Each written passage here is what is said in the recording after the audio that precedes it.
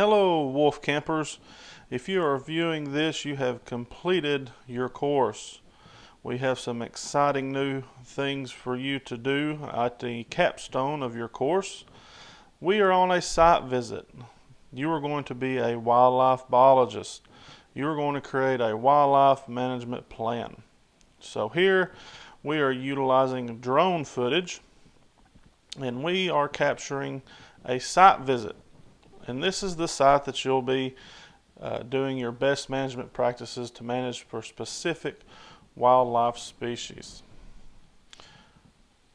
A little bit about the site. You have 28 acres. It used to be a cattle farm. The landowner has contacted you in regards to wanting to meet their wildlife objectives. So you'll be managing for northern bobwhite quail, white-tailed deer, and the gopher tortoise. So it's up to you to determine what we're going to do on this property to make sure that they have what they need to survive. So here you can see an overview. One of the tools that we used, Miss Jennifer, our agriculture agent, flew the drone over to show you the different types of vegetation and structure we have on this property. As you can see, we have a nice pond. It was utilized for livestock. Currently there's no livestock on the property, but you can see that it is covered in pine and mixed hardwoods. As we fly over here, you can see some shrubs on the slope going into the pond. Most of those pines are longleaf and loblolly.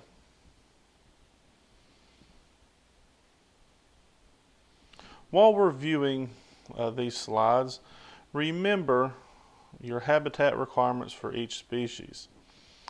And you can find those on throughout the camp week on Woods and Fields and the videos. Pay close attention. Do you see hardwoods, mass producing trees for food, cover, and land animals just to loaf? What kind of grasses do you notice?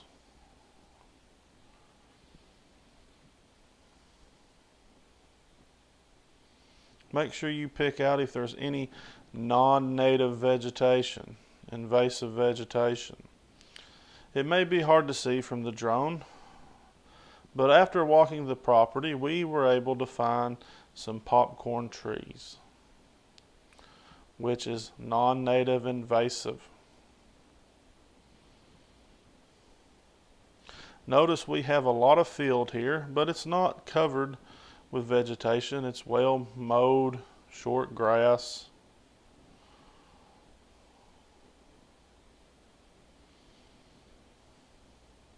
As you can see as we fly over, there is a lot of hard edge. Remember, edge is where two vegetation types meet.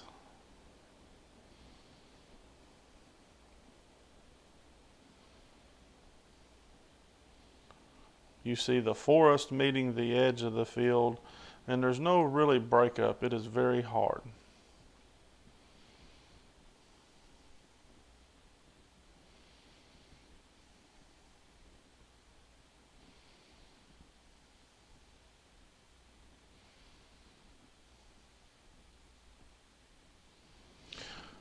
While you are thinking about what you can do to improve the habitat for bobwhites, white-tailed deer, and gopher tortoises, make sure you notice that they have water and ask yourself, is there available food sources? And remember what that particular wildlife species needs. We will have a worksheet at the end of this video that will tell you all the best case scenarios.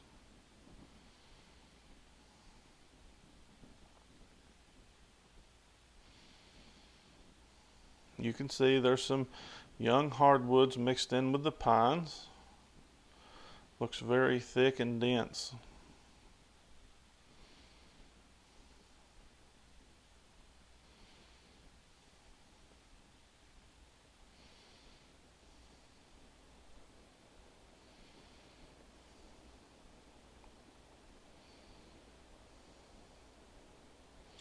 Very clear ground. You can see a row of brambles, or a fancy word for saying blackberries.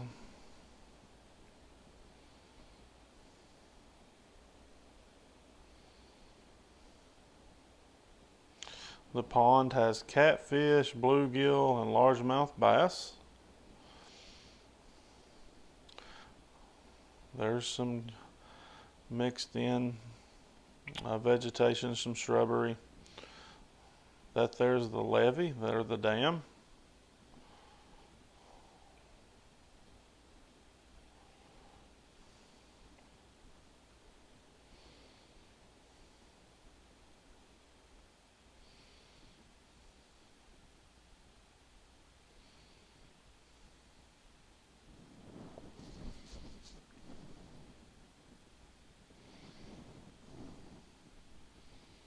And if you see something, feel free to send us an email or a Google form of some trees that you may have ID'd. And you may rewatch this as many times as you need to complete the end of the course challenge.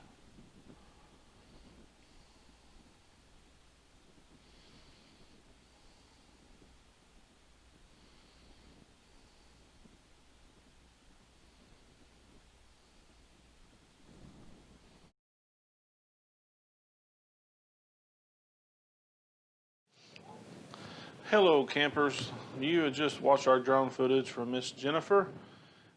She did a great job of showing you the 20-something acres that you are managing for.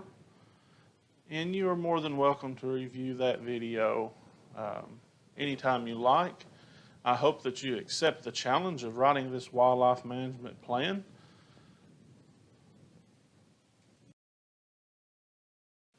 So here is your handy dandy sheet. As you can see, we have a variety of wildlife species all the way from barred owl to largemouth bass. And on this, we have all the best management practices there going from top to bottom on the left side. As I mentioned, you are managing for northern bobwhite quail, white-tailed deer, and the gopher tortoise, which I have highlighted on this sheet. All these X's are the best case scenarios. So if we were starting with a blank slate, everything with an X would be some of the management practices that we would have to incorporate in our management plan. For example, on the northern bobwhite and the gopher tortoise, you can see an X in the column for conservation easement. Conservation easement is a piece of legislation or a law or act that allows a landowner to put their land in a conservation easement so no future developments can take place, and it's really aided at the conservation efforts. So if you have someone that has land they want to be left alone and not developed in the future, you can put it in a conservation easement. And those benefit northern bobwhite and gopher tortoise. Now, it's up to you to determine if we need that in our previous video of our landowner drone footage. I would think not, because it is not being encroached. I don't foresee a retail store or mall being developed there, but you may go back and look and see if you can see any encroaching development. Some of these best management practices are good for everything on the list. For example, control non-native invasive vegetation. We're going to do that for all wildlife species on this list, except for wild pig. And you can guess that because it itself is an invasive species. So you can go ahead and mark that X. That's a gimme, because we do it for everything. Another one that we will mark for every wildlife species is the Wildlife and Fish Survey. We want to do that on every property because we need to know what's there. So we will do that for northern bobwhite, white-tailed deer, and gopher tortoise. This is kind of like your cheat sheet. This is your reference guide go back and watch the drone footage and tell us what you think needs to be done. I've provided you the best case scenario. Now go through these best management practices while you watch the video. Take note of the X's like edge feathering, forest management, food plots, native grass and forbs, plant shrubs, setback succession, and determine what you're going to mark. Again, you can go back and view the drone footage. Now, not everything will have an X like this. Some of that property may have what you need. For example, there are many trees on that property. We've seen that from the sky view, but are they the right kind of trees? Do they provide food for our wildlife? Cover? Is it the proper structure? Is it edge feathering? Is it there? Does it softly change into vegetation types? Or is it very hard where it goes from forest to straight open field? That is up for you to determine. I want you to approach this that if you're managing for individual species, so focus on northern bobwhite first. Don't worry about deer and the gopher tortoise. Once you figure out what is best for the northern bobwhite, go on to the white-tailed deer and then go on to the gopher tortoise. Look at them individually and mark what you think we need to do. Do not put an X on something that does not have an X for that particular wildlife species. For example, on white-tailed deer, do not select delay crop harvest because that really does not pertain to the white-tailed deer because it's not marked on the best case scenario. So this is the art and the science of managing wildlife. So mark your X's. We have provided a blank sheet. And on the back, write a description of what or why you would do this wildlife management plan. Put it in Google Forms, send it back to us, and we may just give you a prize for the first place winner. Me and Miss Jennifer, the agriculture agent, has visited this property, and we have come up with our own wildlife management plan. Let's see how closely yours resembles ours. So I hope you accept the challenge. This is our blank sheet. I will have a link on our camp so you can have access to it, print it out, practice. You will have 2 weeks to complete this. And please upload it and we will see who wins first place.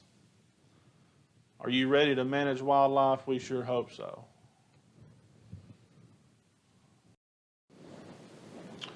After you do that, post your BMPs, your wildlife management plan. Remember to look at that drone footage. Look what you see. Look for invasive species to control. I think that there's some popcorn tree out there. I know there's some non-natives, so see if you can catch them and submit that for a prize. We'll do first, second, and third place, and we'll see how you have done and how you've progressed throughout the 2 weeks. Hope you enjoyed it. It was a pleasure to make this camp with a very special team. We want to thank our University of Florida IFAS and Florida 4-H agents and support staff. They've been your guides on this adventure camp, and they've been behind the scenes to format this to where you can learn and play.